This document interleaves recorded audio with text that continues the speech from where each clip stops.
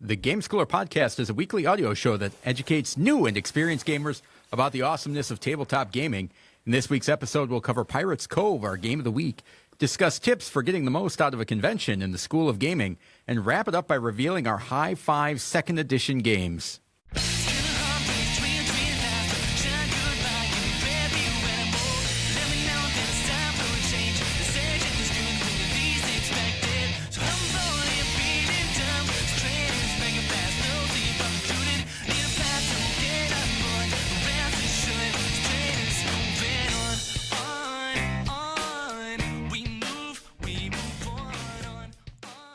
Welcome to the Game Schooler Podcast. I'm your host, Doug Kotecki, along with my co-host, Dr. Michael McCabe. How's it going, Michael?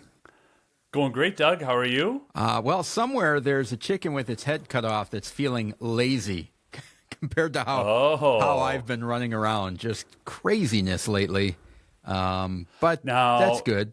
Are Self-inflicted. you doing that on your own volition? Yes, that's where I was going. Yes. Knowing you and how you like to take on projects this time of year, I would assume that you are choosing some of that. Is that accurate, or am I being rude? No, it's 100%. I start to nest in the spring, get everything in order. I got all these house projects and things I want to get wrapped up and done, and try and finish one before I start the next one. But that's not always the case. Why bother with that? No, that can be a challenge, right? How about you? How are things over there? No, things are good, man. I don't want to get too deep in the personals. I know that you had some dental work done. I've recently also had some not fun dental work done. But as a weekly podcaster and a middle-aged weekly podcaster, we must continue, Doug. Yeah. I mean, I can't take a week off just because I'm missing a few teeth in the old mouth, right? Yeah. You gotta just keep going forward and knowing that things are going to be on the up. I have a little bit of follow-up. Are we okay to just jump right in? Yeah, go ahead. Well, dearest listeners, unfortunately, we did not get nominated for Podcast of the Year. I know the Golden Geek nominees are out, so if you did vote for us, thank you. And that also entitles you to vote for others. I'm not going to tell you who to vote for, but I've already put mine in for Podcast of the Year. I was... Next year, I'll do a better job of shameless promotion and go after it. I was hoping to see the family gamers on there as well. I did see a handful of the podcasts that I listen to regularly that did get nominated, so congratulations to all of them. And the games of the year, man, I'm going to have to take some time on that, Doug, because I didn't even look at it. The art project not up for presentation and art? Like Vincent Dutrait's art in the art project, I thought, that's a slam dunk that's going to get on it. Yeah. So... more to come over the next week or so, because the Golden Geeks do kind of start that entry into award season and convention season, and it's fun. It's a fun part of the hobby to just talk about and speculate, and that was my one thing to follow up on. Yeah, it's I'm just looking at it now. I haven't looked at it before, but I am fascinated by the way that really is a glimpse through the looking glass of the way that the Board Game Geek users view things and what they consider heavy and light and medium weight and things like that. It's quite the microcosm of... Well, and this year, I don't know about years past, but this year, if I put up a game for Light Game of the Year, and if it was at like a 2.3 or a 2.4 or a 2.5, it would tell me that, like, hey, are you sure this is a light game? It's rated at a complexity of 2.3. Yeah. Basically telling me, or like, maybe this should be in medium. So some of those, I'm going to go back and look and see if the users just blew through that. Like, nope, I'm telling you, this is a light game. I confirm this is for 3-year-olds. Yeah. Yeah. I've got a few more follow-up, Yep. but I don't want to just hijack. One other thing, I've shared with listeners in the past, and our listeners who really, I would say, are Friday listeners. As soon as the episode drops, they're listening to it, and they're in the Discord, and it's just like, man, these people make me feel good. 10:30 Central Time it drops, 10:35 they already have comments in Discord. Yeah, I love it. There's a game that I'm pretty good at. At least I thought I was pretty good at it until I played not only some of our listeners on Board Game Arena, I then got trounced so badly by our fellow listeners on Board Game Arena that I then went out and played against other people in the world, like a lot in the last week, and Super Mega Lucky Box by Phil Walker Harding and Game Right. I can consistently, if I'm playing at home against my family, score 55 to 59 and feel good about Mop it. up that 8-year-old. And my wife, I have been getting crushed, Doug, and I'm seeing all these different strategies of like, whoa, you're going to spam the moons and make sure that I finish in second place and lose 6 points? And you're going to just get all the star bonuses? And so it's one of those things where I love that about the hobby, where I can be very confident because my sample size is so small. Like you said, Yeah. I'm playing against an 8-year-old and my wife, right? Yeah. And we'll play that game. That's one of the games that's been in our home rotation of games over the last 15 months or so. And then you get out there and you play against other people and just get trounced. Yeah. So a lot of big healthy dose of humility in this board gamer over the last 7 to 8 days. Does it change your feeling about the game? No, I love that game, man. Yeah. No, not at all. No, I mean, you know how I am as a competitor, so I've had to try a few different things lately. But no, it doesn't. I mean, I have to. Changes my self-esteem. Oh, yeah, okay. But it's probably a good thing too. I always struggle with that, of just the idea of like, I want to be conscious of like, I got destroyed and not letting that affect my opinion of the game. And it can be pretty hard sometimes to overcome that. For me, anyway. And the first game on Board Game Arena in the Game Schooler podcast fan club group, whatever it was, so it was a 4-player game.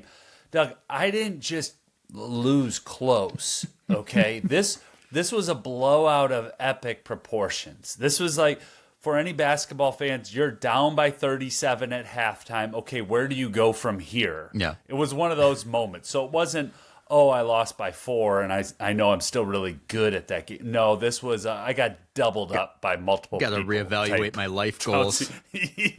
Nah, just need to get better at Super Mega Lucky Box. Yeah. I'm all right with my life goals at the moment. So that was one. Yeah, there's been some great discussion on the Discord server about how to handle kids who want to keep playing games instead of moving on to the next task at hand, which I think is interesting. And certainly if that's something that you have an issue with, go on the Discord server and check that out. There's a lot of good, helpful advice from listeners, from Anitra, from the Family Gamers. I put my 2 cents in there. I'm waiting for the good doctor to put his in there.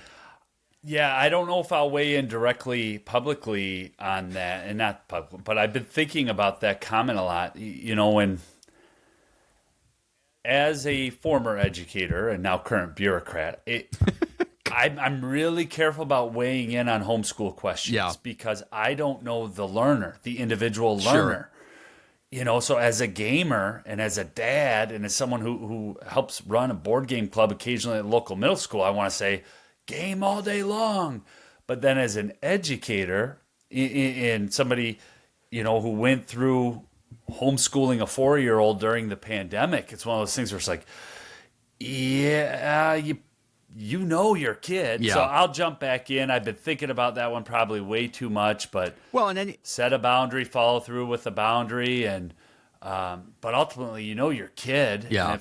But at what I think the gem of the question, and this is where I get too deep and maybe a little nerdy in it. At what point does it go from a game and skills to the same thing as a video game? Yeah. Where no, I just want to play this game all day long. Yeah. Just get away from me. I'm having fun. Can't you see it's educational? And so, I don't know. Your kiddo, your setting. I am very reluctant to ever give advice to a homeschool setting, though. I have a lot to learn there in the homeschool, unschool, game school setting, even though we're in the game schooling podcast zone here. Yeah. I think, does that make sense? Yeah, and I think it also goes without saying that it's like, everybody parents different, everybody's kids are different, and so any of those things are going to have to be taken as a broad generalization as best as possible. I mean, my wife and I have very different parenting styles and how we get the kids ready for school or how we get the kids to bed at night, whatever it is, and that's just two people that are in the same relationship, parenting the same kids that have differences, let alone certainly I've got no business telling anybody else how to raise their kids or what they want to do as far as that goes. And like you said, it is a fine line between if it's working, great, keep it going,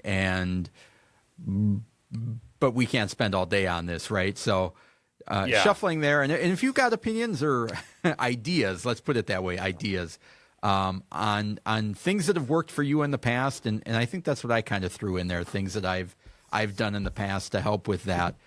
Go on the Discord server and, chime in on that one, gameschooler.com/Discord. I want to thank, and we probably don't do this enough, but I do want to thank the folks who are listening every week and who spend the time interacting with one another on Discord.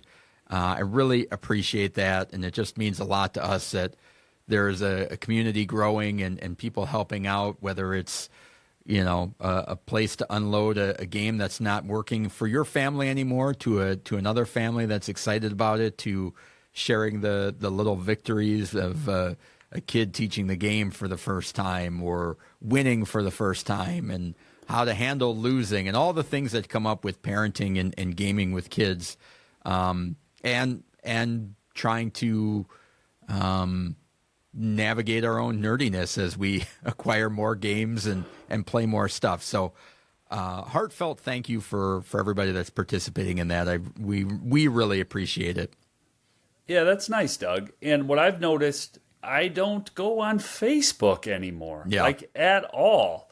That my Facebook time has been replaced by the Discord time, and Facebook is where I really used to connect with educators from my like friends, and I'm just like, I get a lot of that out of our Discord too, because we have so many different educators and librarians and parents who are educating their kiddos, counselors. So, that's a great call out, Doug. Yep. The last little follow up I have before we move on to what's awesome in gaming is don't forget about the website, gameschooler.com. So there's every once in a while we like to do general reminders, but there's a lot of good resources on there, and certainly all of the games of the week are in there in a nice list and database. You can go and see the cover, a little description, and tells you some of the skills that we've talked about on the show when we're talking about those games. So don't be shy checking that out and using that as a resource, especially if you're looking for something new to try out. You can sort it on the side by playtime, player count,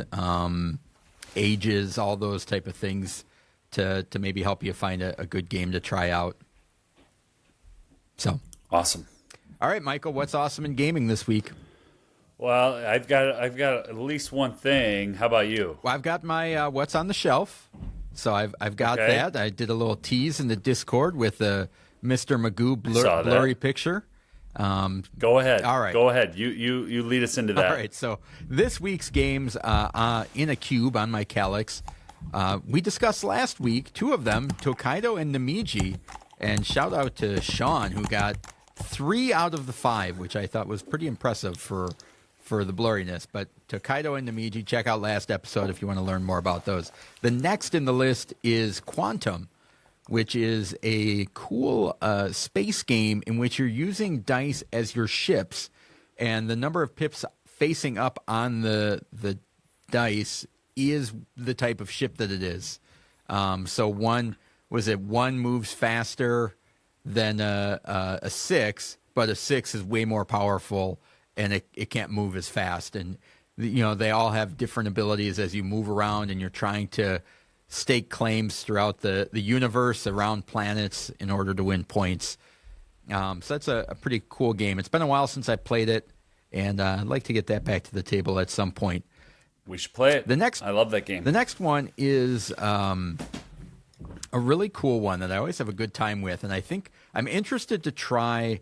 Is it Expeditions of the World? Is that the one coming out from Hachette? Yes, that Hachette's coming out with. Yeah, it has. This next game has a very similar feel to that, but it seems like it might be a little bit more streamlined.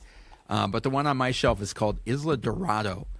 And this is a game where you have places on the board that you want to go to, and there is only one player piece. and people are bidding on where to move the player piece in order to try and meet their objectives.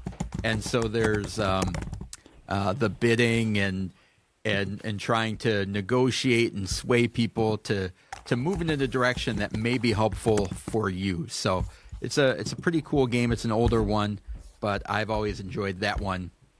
And the last one is Professor Evil and the Citadel of Time, and that is a cooperative game in which Professor Evil has stolen a lot of the historic landmarks of the world wonder type things, and you need to go around his mansion and try and recover those before it's too late by locking doors, opening, not falling into traps, all that type of thing. And it's a cool little game, also by Funforge, same people that do Tokaido and Namiji. So that's what's on my shelf this week. Awesome. That Expeditions game, the Wolfgang Kramer? Yeah, right? Sounds right, yeah. And it looks like it's a 1996 game that's getting a fresh coat of paint on it. Yeah. Expeditions around the world. Yeah. Yeah, so it kind of fits right into some of our high five themes from the last couple weeks with new and different and wonderful second editions. So, all right, what's awesome for you, Michael? Cool. Well, Doug, do you ever have, and this wasn't my family growing up. I'm Irish Catholic, but did you ever have somebody that was in your house so much that maybe they became an uncle? Did you ever was that in your family or culture growing up in I did not. Central Illinois? That's Uncle Michael. He's not really your uncle, but he's here so much he's your uncle. Yeah. You know, kind of like anyone who's watched The Sopranos knows what I'm talking about, right? Well, in our house this past week, I do believe we have Uncle Reiner. I think Dr. Reiner Knizia has become so well known. Beloved might be too strong of a word. Beloved. But whatever. beloved. He's an uncle. Because I got a chance to play Sunrise Lane with my wife, and I talked about this in a previous episode. It's a game that was published by Horrible Guild that came out just last year that I played with my 8-year-old.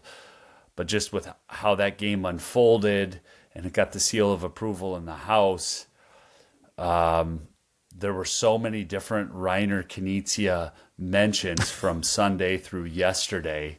We had a board game club thrown in there, had a game of Llama thrown in there, and I think it was like the 40th logged game of Llama that it played. So thank you for introducing me and my family to Llama. Oh, you're welcome. But I got to tell you, Uncle Reiner has some more games are going to be coming. Yeah, just stop by the 25th Century booth at Origins. There's started going through the Origins preview, and there's 12 Reiner Knizia games coming out from 25th Century. Yeah, and that Cascadero and Cascadito is going to be delivered within the next 24 hours to my house. So Through the Desert as well, a re-implementation from All Play. So just thought I'd share that. Thought our listeners would get a nice little kick out of that too. That, awesome in gaming. We've had other designers, Sir Richard Garfield, Phil Walker Harding, certainly a Game Schooler Hall of Fame. I think if we had a Game Schooler Hall of Fame, they'd be in there. But Reiner is in a new category from being laughed at and joked to Uncle Reiner. Oh, respected and loved. Yeah, huh? Yeah. Well, he's got a seat at the table. Whenever he wants, if he's in town, stop by, yeah. Uncle Reiner. All right. Well, we'll see if we can get that message to him next time he's. I think he just got it. Well. I think he's a loyal listener. I don't know about loyal, but I feel like, and since he's an uncle, I think I could be this honest. There's probably a Google alert. Probably for his name on his computer, and the amount of times I just said Reiner Knizia. He's got like a bat signal that goes off every time somebody says his name throughout the world. Yeah. Mm-hmm. I have a Google alert set for charter schools and Wisconsin, just so I can keep up on what's going on in my day job and keep abreast. And I'm sure that Reiner Knizia has a Google alert set for Reiner Knizia. World alert. So. All right. A reminder, sign up for the Discord, gameschooler.com/Discord. Great community there. Spread the word about the podcast. If you know Reiner Knizia, let him know that we talked about him this week. And if you have any questions or comments, reach out to us. Email at gameschooler.com. Again, email at gameschooler.com. Let's move on to the game of the week.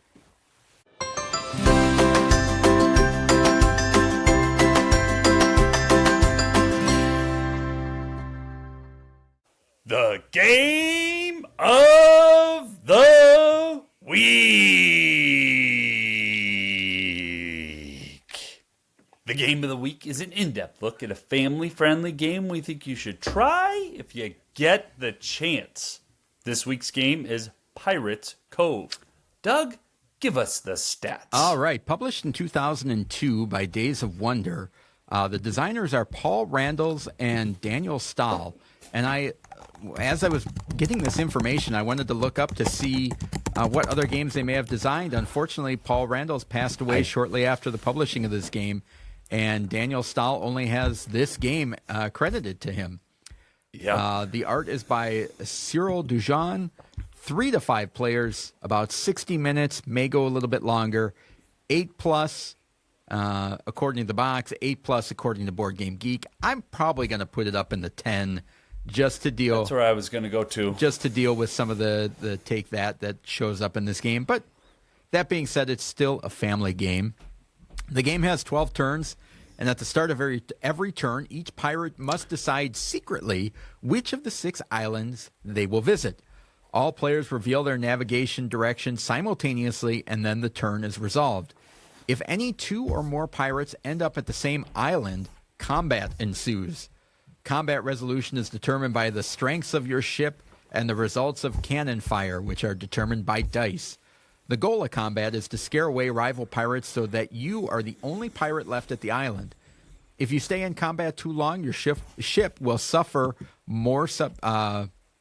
and make subsequent turns more difficult. So there is a fine balance of when to stay and fight and when to let the bigger ship have its booty. If you flee from combat, you end up at Pirates Cove, where you receive a small compensation for the turn. Once all conflicts are resolved, the bounty for each island is given out. Each island, except Pirates Cove and Treasure Island, offer various amounts of fame, which are the victory points in this game, gold, which you use to upgrade your ship, and treasure, which you hold on your ship, but then you bury at Treasure Island, or tavern cards, which give you special abilities and bonuses throughout the game.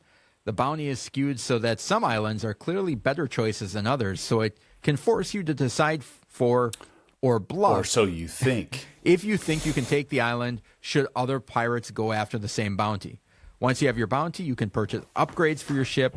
Each island offers a different ship component. The 4 parts of your ships are sails, which determine the speed and initiative in combat. The hull, how much treasure you can carry. Crew is needed to man the cannons, and cannons. The lower number of your crew or cannons determines how many dice you roll in combat. There's also an island with a pub that offers useful strategy cards to help you in all aspects of the game. Last island is Treasure Island, in which offers no real bounty other than the chance to bury treasure that you have in your hull. And bury treasure is converted into fame, and that's a 1-to-1. So for every treasure you drop off at Treasure Island, you get 1 fame. The game ends after 12. How do you win the game? Whoever has the most fame at the end of 12 rounds is the winner of the game. And one of the things I really like about this game is that all of the elements make sense.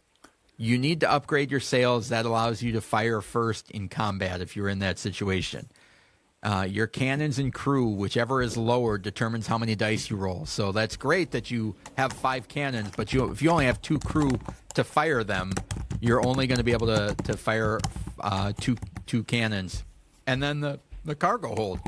So you have that kind of basicness, and then wrapped up in a fun combat system. When you fight another pirate, you roll dice, and then the other pirate is hit on rolls of 5s or 6s, in which their ship, which is a player mat marked off by little rings highlighting which level you're at, for every hit you move down, you kind of choose which part of your opponent's ship you want to attack. So say I want to attack Michael's hull, and if I hit him twice, his hull is going to go down by 2 points.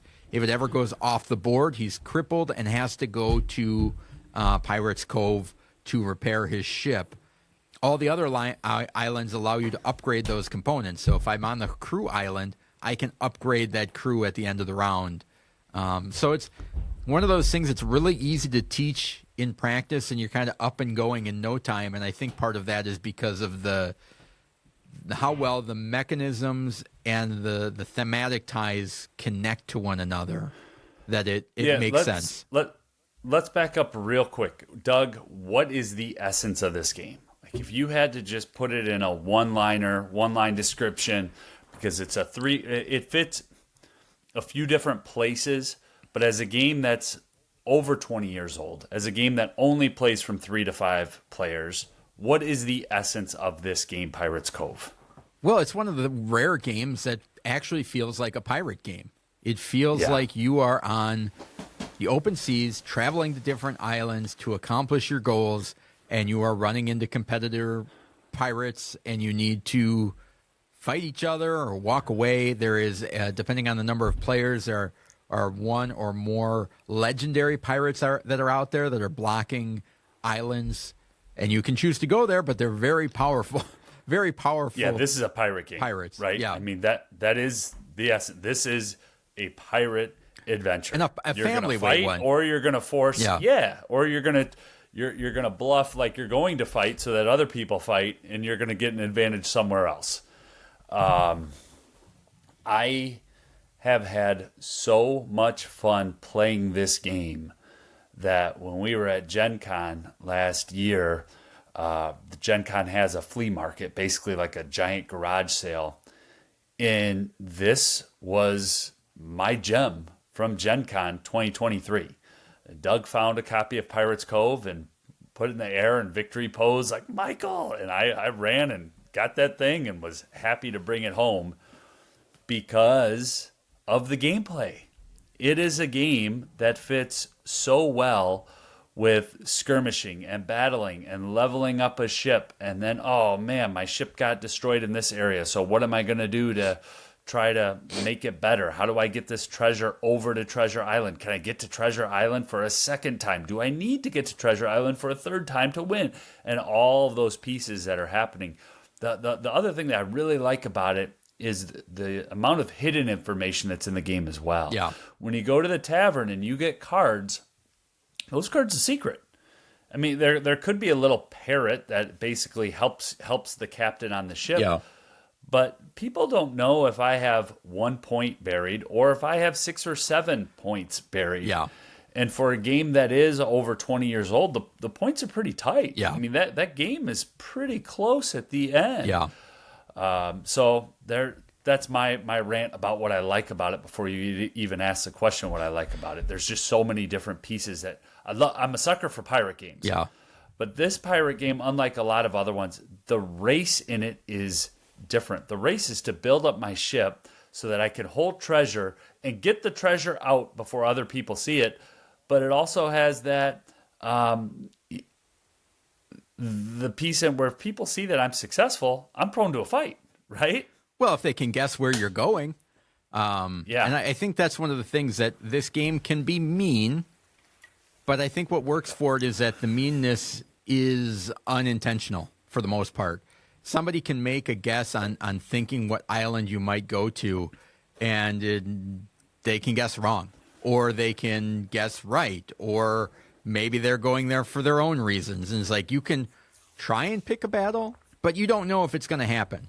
And I think that's one of the things that it comes down to where it's like it's almost that double bluff. It's like I think he's going to go there, and then the other person's like they probably think I'm going to go there, so I better not go there. And then you end up going to the same island, and it becomes kind of this oh shucks type of thing, as opposed to I'm getting beat up on purpose.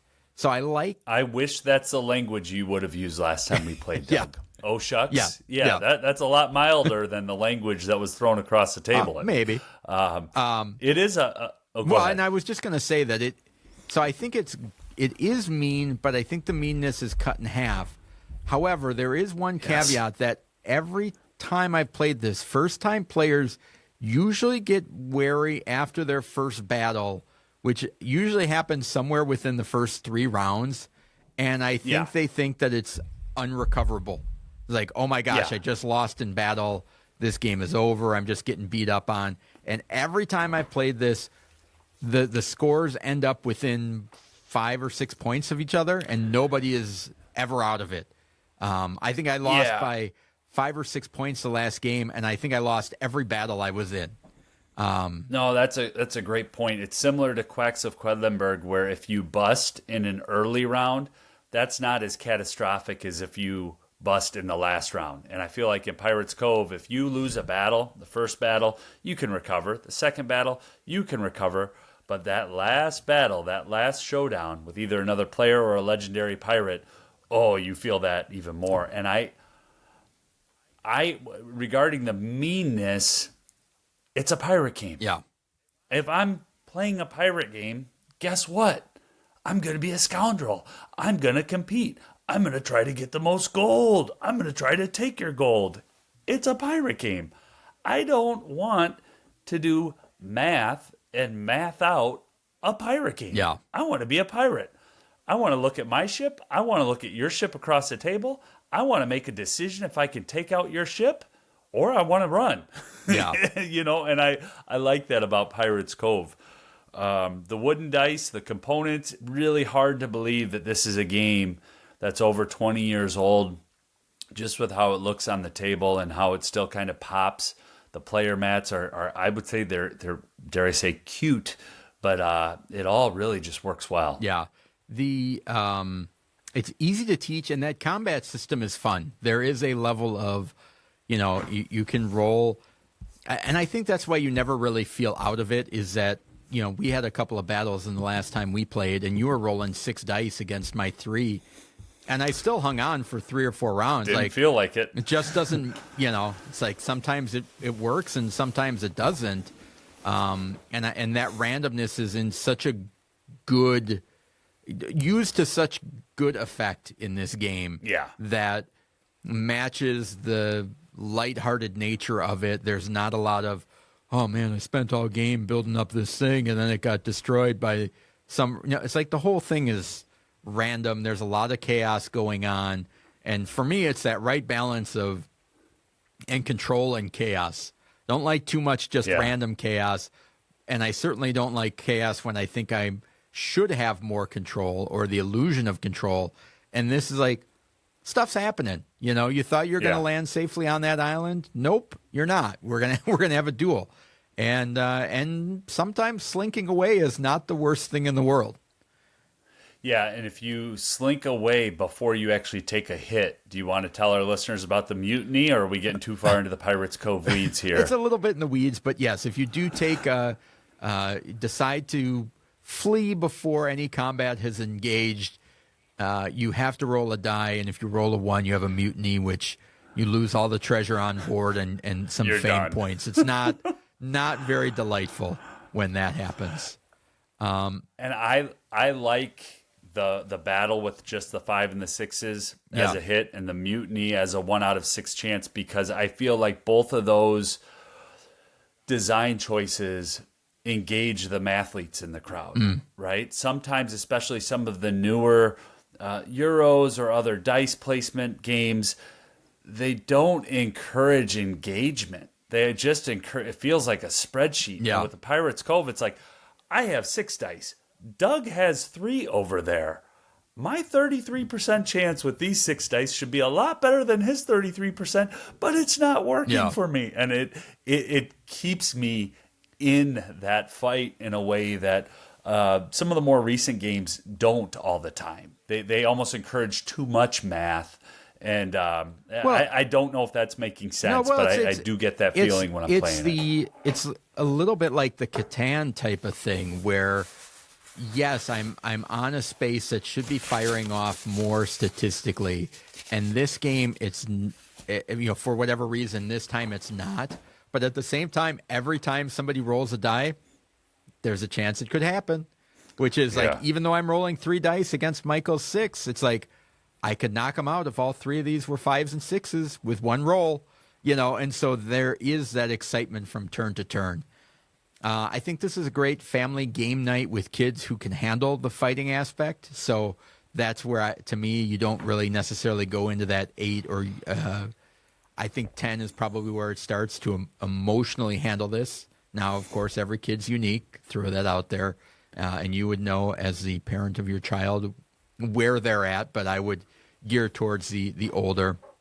And I think it's also a great game for a game group to kind of let off some steam and just kind of break up the monotony. If you're playing a brain-burning game, this has that right balance of engagement but fun and randomness, which is hard to find.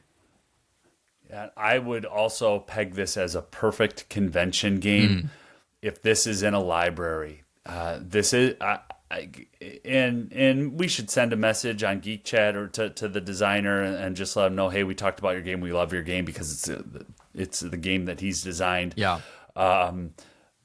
But I can't in good faith tell people go out and spend $80 or $90 to get. But if you come across this at a convention, the other thing that I really like about it, the rule book is from a different era. Yeah. The rule book is from that Catan era where every single card is explained.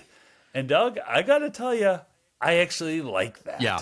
I like looking in and seeing a full description of the 4 parrots and not having to guesstimate of, well, is it may or is it must? And Parrots then a description of 4. what happens if what happens if your parrot gets shot off of your shoulder. A very detailed description. And but that being said, if you find yourself at a convention with other gamers, I definitely think that this is a game that can be figured out and set up and played by gamers fairly quickly. What are you laughing at, man? At a convention with other gamers. So if you go to a quilting convention, probably not the best place to. Well, hey, why don't you get out of my head there and come back into the conversation where I'm at. If you're at a board game convention and this is sitting in a library, there you go. I'm saying you should be able to pick it up and play the game. Yeah. I didn't know you were a quilter, Doug. Well, I know where your home projects have taken you over the last week or so. I just wanted to know what other conventions gamers, would be at that you would be playing this game. So I thought that was interesting.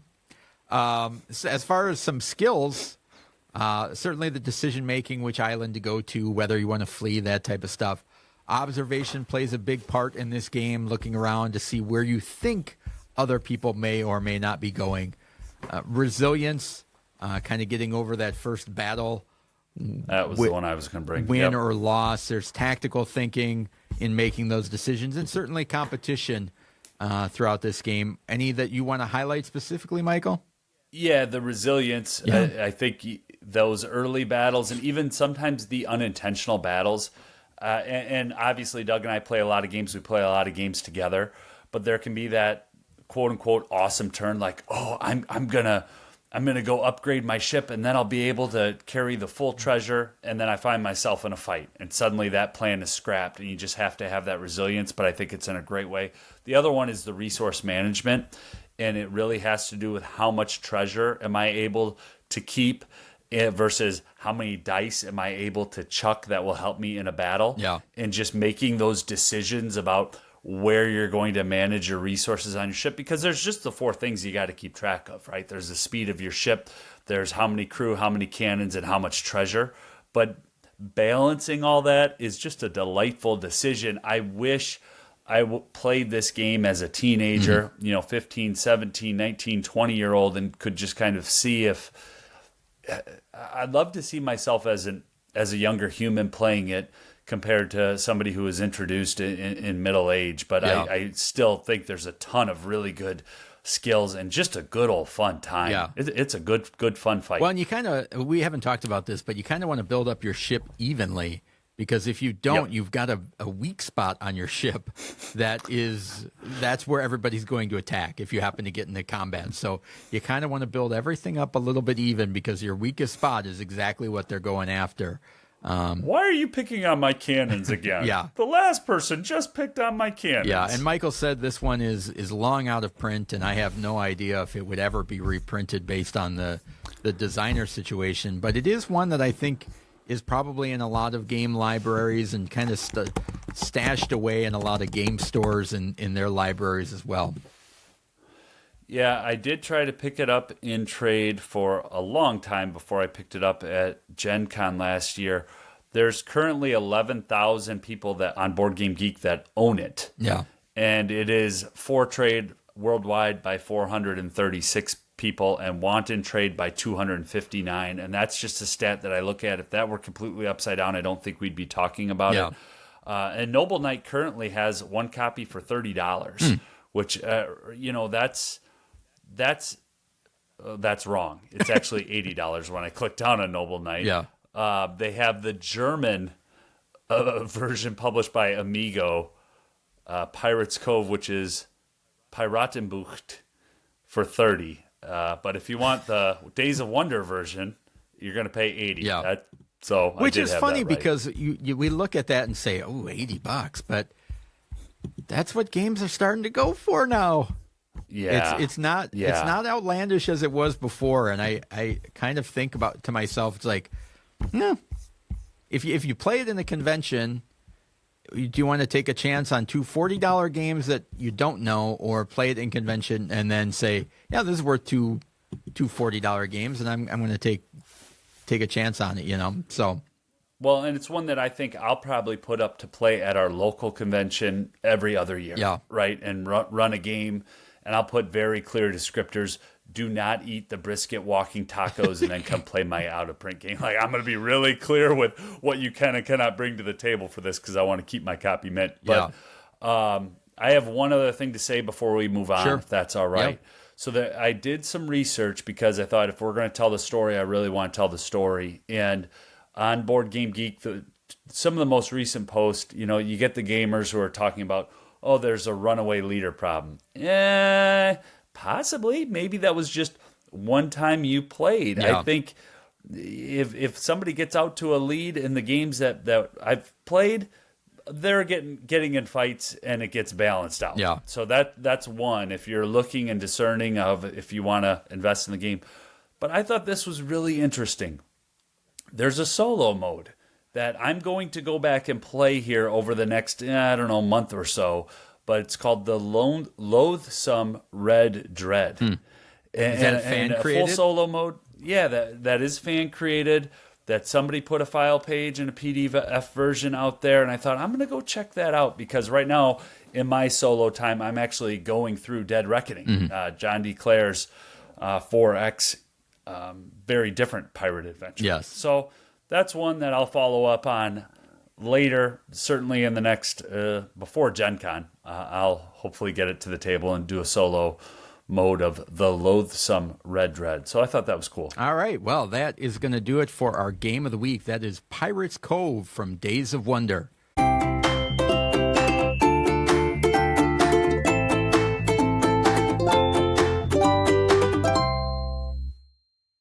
The School of Gaming. In the School of Gaming, we discuss concepts, keywords, etiquette, and helpful ideas in the world of gaming. This week, we're going to discuss tips for getting the most out of a convention. Yeah, so this was a question from Nils when we were asking for some ideas for School of Gaming segments. And so it is what it says, tips for getting the most out of convention. I will start by saying something that is becoming my kind of go-to thing for this podcast, and that is intentions. Setting expectations about why you're going to a convention and what you want to get out of it are important. And it comes up with gaming, and certainly I think it goes a long way in getting the most out of a convention is knowing why you're going there. People get excited about, Gen Con or this, or I want to go to a convention, or people talk about how much fun they have at conventions or things like that. And it's like, then you just need to clarify and solidify that with yourself of why you want to go. Is it to play games? Is it to go shopping? Is it to try a whole bunch of games and demo? Is it just to be around other people that enjoy the same things that you do? I think that's one of the easiest ways to get the most out is by being clear going in so that you don't have a disconnect afterwards. It's funny because sometimes we are so similar and sometimes we are so far apart.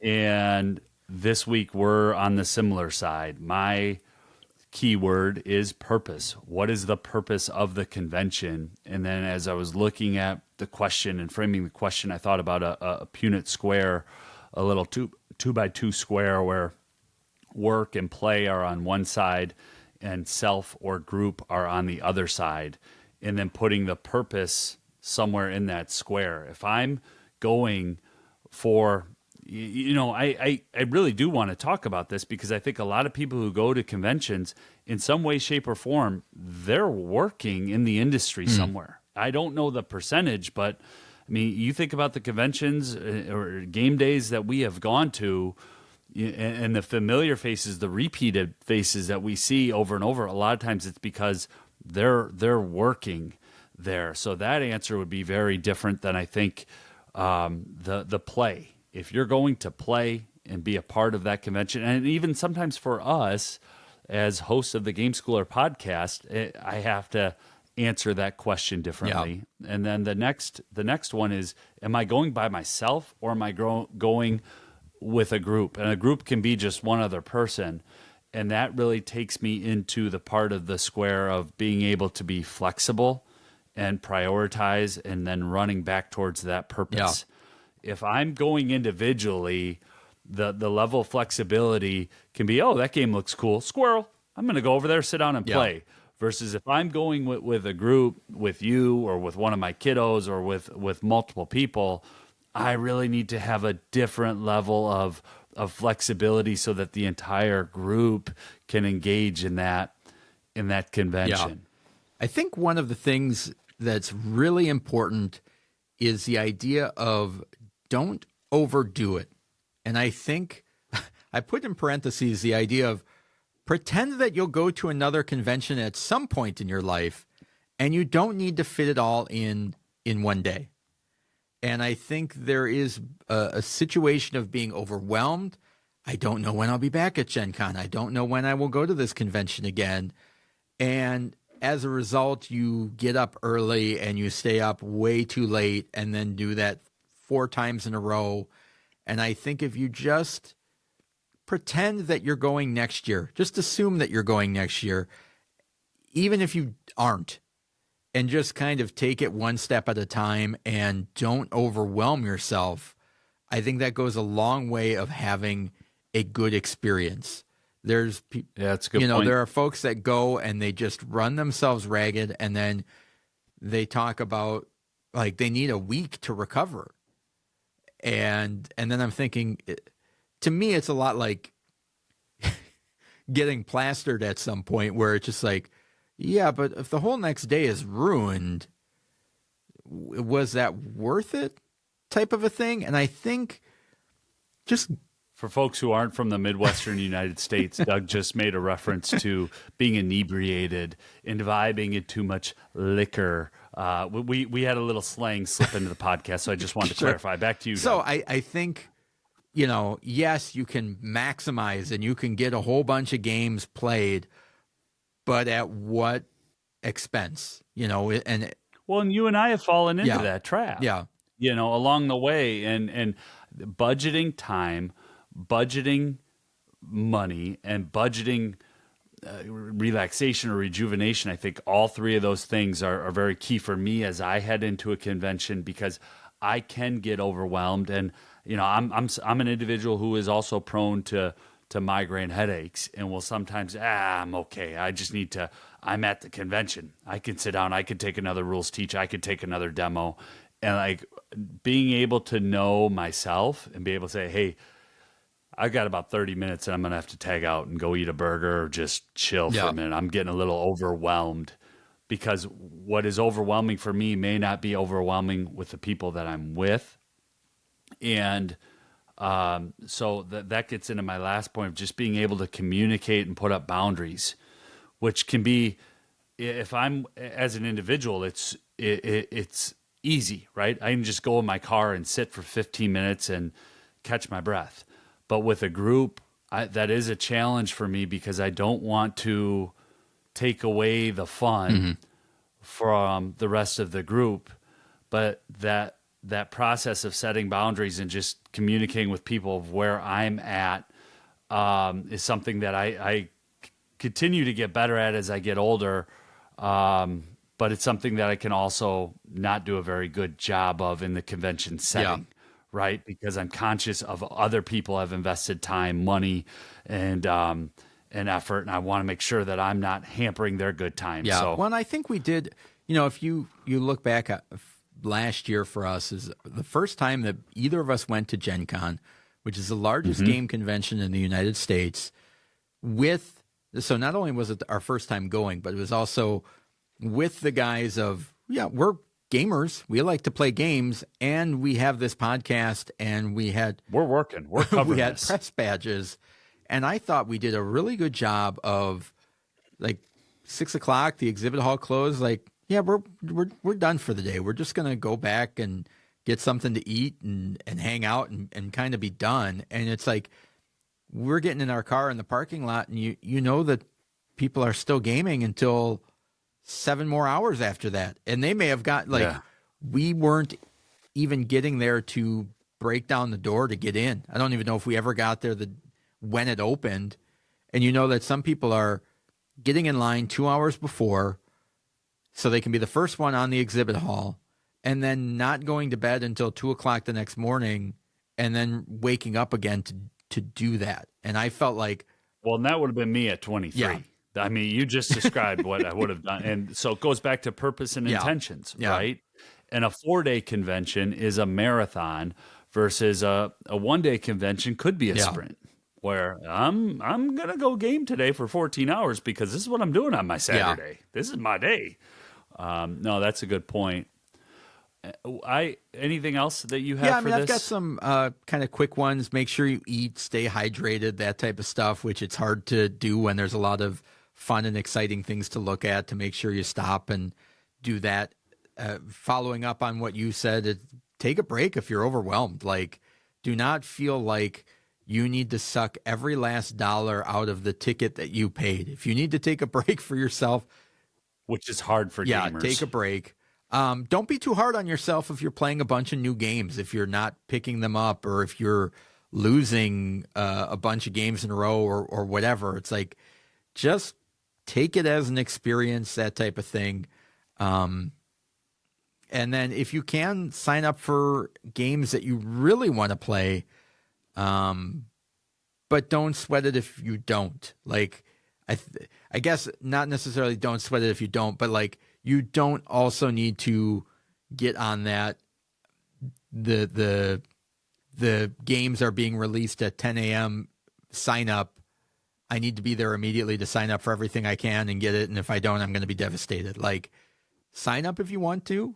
And if you miss out, there's going to be plenty of people to play games with. Yeah, the other thing that I just wanted to mention, I think conventions are a great opportunity to meet new people and make friends. And I know that sounds incredibly cheesy. Like, that guy must have been a middle school teacher or principal at some point. But in all seriousness,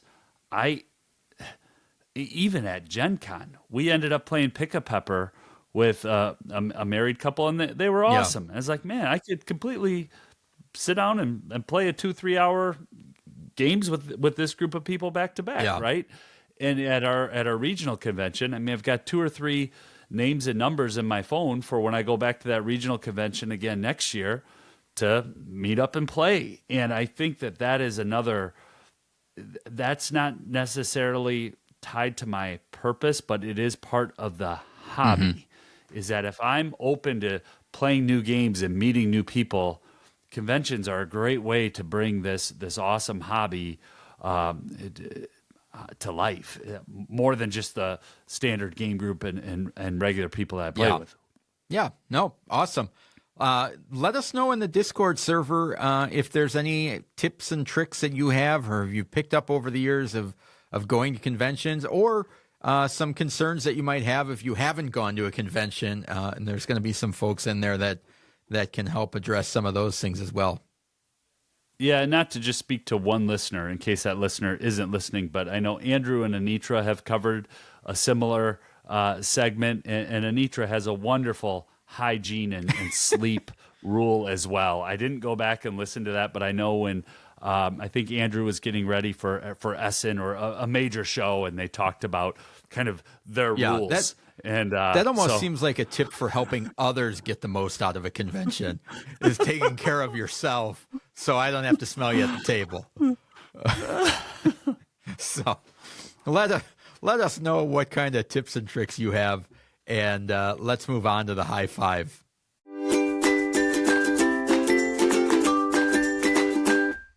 If you're anything like us, you're constantly on the hunt for new games to try out. This week, Michael and I are taking a look at our High Five second edition games. In this, I tried to avoid games that were basically just an art upgrade. I wanted to have something where it was a little bit more that they improved the gameplay or changed something in the gameplay that I thought was better.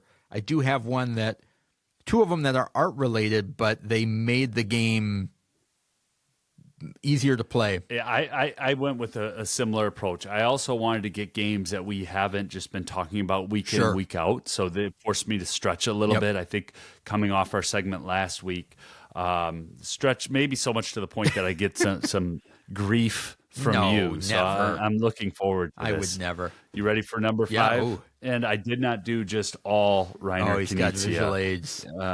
Yeah, but number 5 for me is a game I haven't actually played yet, but in discerning which one to buy, this is Zoo Vadis from Reiner Knizia. It was re-implemented from a game called Quo Vadis, which is one of our favorite family sayings in the McCabe house. Quo Vadis means rise and let us be on our way.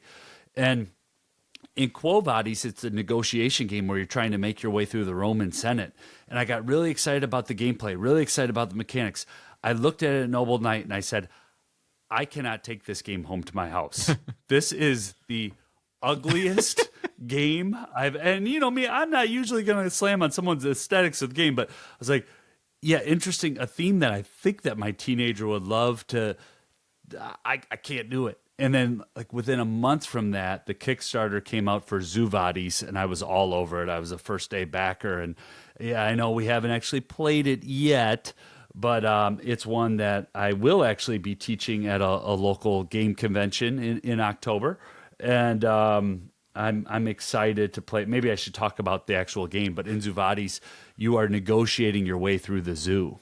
So you're wheeling and dealing, and you're making your way through the zoo. Has some very interesting negotiation tactics and mechanics, and one that I'm really excited to play with my family. I just need to do some more learning and dive in on it.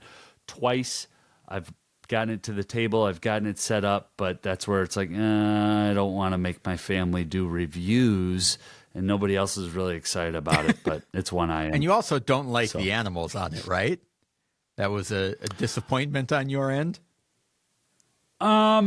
It was, but I've gotten over it. I would have preferred people. I really would have, but I think having done a full review of the rules twice now and a full setup out on the table, the wooden animals and their little individualized bags have started to talk to me. You know, they've got some character and some personality, and I'm over it. All right. My number 5 is one that needed an art upgrade, and I think it makes the game so much more immersive, and that is Suburbia, which was originally published in 2012, and this edition came out in 2021. And I'm not talking about the huge collector's edition. They upgraded the art on the regular edition as well. This is by Bezier Games and Ted Alspach. Suburbia is essentially a SimCity type game, if you're familiar with that old computer game where you're adding residential and commercial and industrial buildings to a city and trying to get them to work together. And the original game came out, and I had it, and it was very minimalistic that almost made it look like a spreadsheety type graphic design artwork and was not very immersive. And in the new version, they upgraded the artwork to there's way more colors. The buildings have character and things like that. The iconography is Yeah, great too. that I in the think new makes it a lot more immersive to me, feeling like I'm building a city as opposed to mathematically building a city. And so this is the one. Everything else on the list has art, but they've changed it something. This is just kind of a fresh coat of paint that really made a lot of difference for me. So that's my number 5, Suburbia. Excellent choice, Doug. How's that not been a game of the week? A game that we both love. We'll have to look at our stringent I criteria. got another one on my list. Fell. 2 actually on my list that I'm surprised we haven't talked about. One I was really I looked it up on our website and I'm like, we have not talked. How have we not talked about this? A lot of games up there. Number 4 on my list we have talked about just back in episode 152. And I hesitate to bring it up because it was just back in episode 152, but Santa's Workshop. Oh, yeah. Great. Y'all, the second edition from Elf Creek, and what they did too with the basic version and then like a hobby level gamer version on both sides of the board. What are you laughing at? I'm laughing because the original artwork was so bad. No, that's where I was going, but I don't want to get a cease and desist from Rio Grande Games because you trashed them so much, Doug. I didn't even think of this as a second edition because the other one has just been blocked out of my mind permanently, been black holed. Oh, that's funny. No, it's a game that Doug has in his collection. I don't own. I do want my kiddos to be able to play it at some point, and I just absolutely love it. And we talked about it at length in episode 152. All right.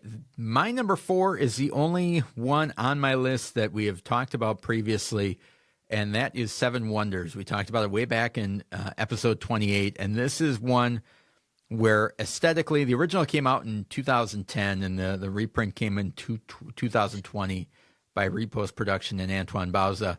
This is one that they upgraded the iconography and the artwork that makes it easier to play and kind of follow some of the chains that they did with symbols and things like that over the original version. It's prettier to look at, and they borrowed some of the things that they learned from Seven Wonders Duel and kind of carried some of that forward and brought it back into the original. And I think it makes it easier to play and better to look at while you're doing so. So that is my number 4, Seven Wonders. Oh, that's a good one, Doug. My number 3, I apologize, I'm just doing a little bit of research here. The original is, so this is going to be contentious for, I don't want to say neckbeards, but any of our gamers that we have in the crowd. The original is 15th of all time. Blasphemer. And the second edition is ranked 29th of all time, and I prefer the second edition, and that's Great Western Trail. And I will tell you, I haven't actually played the first edition, so I'm just piling on here. But Eggertspiel and the work that they did with the second edition and just the track and how it's set up and laid out and getting your cattle to Kansas City and back which is what you're doing in Great Western Trail. The second edition has some Chris Quilliams art in it. The designer is Alexander Pfister, and the publisher is Eggertspiel. So I should have given some of those stats. It is a hobby level game. Yeah. This is a game that it's going to take you 2 hours. And even if you're playing it solo, it's still going to take you 2 hours, and then the setup and takedown's another hour, and the rules refresh is probably another hour. But it's fantastic game. Also available on Board Game Arena. It's out there, ones that you could try before you buy.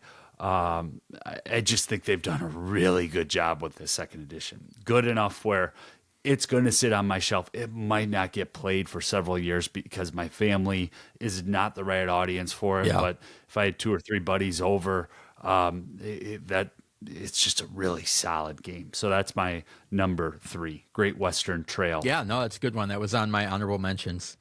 My number 3. Must not be that good. No, it's terrible. I would never put it on my list proper. My number 3 is a revised edition, and that is Ex Libris, originally published in 2017. The reprint came out in 2023. Renegade Game Studios, Adam P. McIver. What's the matter, Michael?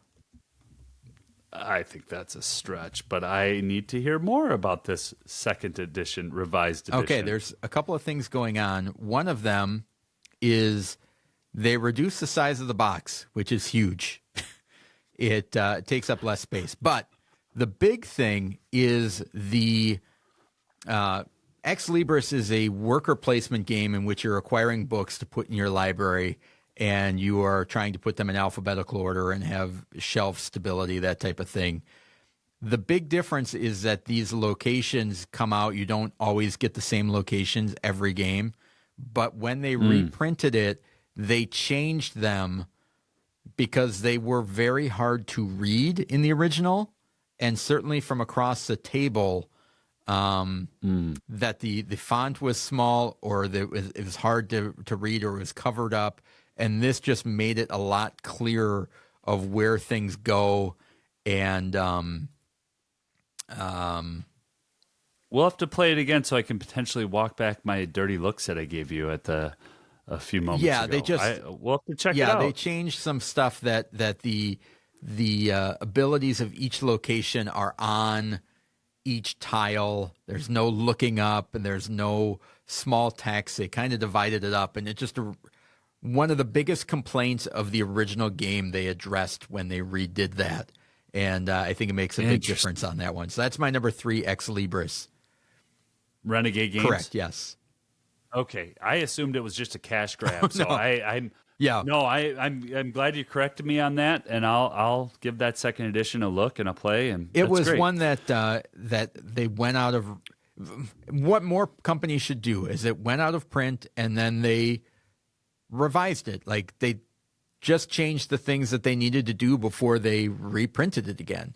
Which the amount of games that have something in the forums where people are complaining about, oh gosh, this should be better, this should be better. And it's like, just change that in the next printing, but companies. Yeah. I really thought that was like a junk orbit where they just took the cylinder box and put in a cereal box. No. So it's good to hear that. Okay, that's good. See, I'm learning, folks. Good. All right, Scorn is taken back, possibly. Where are we 2 at here on the list, Doug? 2 for me is a game we just talked about last week, Namiji. I'm talking about it again because go back and listen last week if you didn't, but I really like the fishing and building the boat on Namiji. It's just a few more choices. It's a re-implementation from Takedo. It's set in the Takedo universe. And for me, that's the one that I have in my collection. Obviously, completely subjective, but it is my list. And designers Antoine Bauza, publishers Funforge. So for me, that jumps all the way to 2. Cool. My number 2 is one that I'm surprised we haven't talked about, and we'll have a discussion off air because I felt like we had this on the schedule and maybe it just got pushed down. And some gamers are going to strongly disagree with me on this one, and that is Arceus Society, published by Space Cowboys and Paulo Mori. The original was Ethnos. It came out in 2017, and this version came out in 2023. And it did a couple of things. One is some people really like is it John Howe? Did the art in John Howe did the art on Ethnos, which is a famous Lord of the Rings artist. John Howe did not do the art on Arceus Society. He did not. I felt like that there was a disconnect between the gameplay, the art, and then the graphic design of the game of Ethnos. They changed it into Arceus Society, which which changed 2 things about it. One is it made it a game of racing up tracks instead of an area control game. And I'm usually not a fan of area control, or it's one that I feel like I just don't like that competition. And Arceus Society made it working up tracks and getting bonus points for it. It's a game in which you're trying to collect cards, and then you play a set of cards down, either of color or type, But then whatever you don't use in your set, you need to make available for everybody else. And so you're trying to push your luck to increase your set, but in doing so, you may be adding more stuff that you need to give away to other players. And I love that balance. I love the theming change that they did to it. Although I think thematically some of the original ones worked out better, kind of made more sense the way that you played the cards. But I do love the tracks and the artwork way better getting that one out on the table. And so that's my number 2, Archaeos Society. Oh, and that's awesome. Last week I thought about having Ethnos as original better, and that's where different games work for different people. And we need to talk about that game. I think why it got bumped off the list is I've only played it once, and I need a repeated play to really be able to dig in and talk about it and look at what the skills are. Great call out. When did that one come out? Was it just last year? 2023. Yep. Cool. So we've got some time. We've got 10 years. Right. Yeah. Number 1 for me, this is the one that is just art, but I feel like the art and what they did with the game just really sets it apart from the original, and that's High Society. So I know I've got 2 Reiner games on my list, but you guys are lucky I don't have 5 games from Uncle Reiner with the amount of 2nd and 3rd editions. But High Society is a game that also plays at just 3 to 5 players, and the Osprey games is the version that I'm talking about. Unbelievable tension that is built in this little card game. Initially released in 1995. I'm struggling because I didn't come in prepared with when the High Society version that I have that I'm talking about was released. But the Osprey games takes a game from 1995 and just puts beautiful art onto the cards, and the game pops. And the unique factor, we've talked about this game a few times, but the unique factor about High Society is if you spend the most money, you lose. So it's a bidding game where you're trying to build out your hand and increase where you are in society, but you don't want to be the biggest striver in the group because you're going to be defeated automatically. And that's just a wonderful little Knizia scoring mechanic put in there. But that's my number 1 is High Society. 2018, that version came out. Thank you, Doug. All right, my number 1 was a no-brainer for me, and that is Mansions of Madness 2nd Edition. The original came out in 2011, and the 2nd edition came out in 2016 from Fantasy Flight Games and Nikki Valance. Mansions of Madness, the original version. Let me backtrack. The 2nd edition uses an app to run the game and kind of keep things going. And the original one was card-based, and you had to set up the deck beforehand and get everything ready. And if you put a card in the wrong spot, you can destroy the entire game. You can ruin it. And then that's based on it's kind of one person is running the house and everybody else is playing the characters in it. Mansions of Madness 2nd Edition makes it entirely cooperative. The game tells you which tiles to put out as you're building the mansion, what monsters are out. And that level of running it, and it adds little puzzles into it, and just one of those first games that I think really implemented an app-based companion really well, that they then since have used that in the Lord of the Rings Journeys to Middle-earth, uses a similar type of system, and they used it to create a cooperative version for Descent Journeys in Dark, which that 2nd edition is also better than the original as well. But they got a lot of things right with Mansions of Madness, and a game that I love playing every once in a while, and you pull it out, and it's always an experience. So that's great. My number 1, Mansions of Madness. The only one I had on my honorable mentions, and I didn't know how far of a stretch it was of whether this would be in the same family or not, but and if it was allowed, it would probably be pretty high on my list, and that's Funfair, which we talked about in episode 50, that re-implemented Unfair and took a lot of the take that and meanness out of the game and just made it a way more approachable game to play with a lot more people. So that would be pretty high on my list, but I didn't know where that line was of, is this a new game or an altered second edition? So, Yeah, good little list of games, though. And probably a list we could run back if we're still on the air in 4 or 5 years, because games continue to get refined, Yeah. re-implemented, reintroduced, Yep. right? All right. Any honorable mentions for you? Nope. Okay, so those are our high five second edition games. Let us know what you think should have been on the list or games that you appreciate the newer version of. You can subscribe to the podcast or follow us on X at GameSchoolerU. Join the Discord, gameschooler.com/Discord. Next week, we'll be talking about Fid to Print, making the first play a great experience for others, and our reworked games we'll be talking about next week. So thank you so much for spending the last hour or so with us. We truly appreciate it. Now get out there and keep gaming.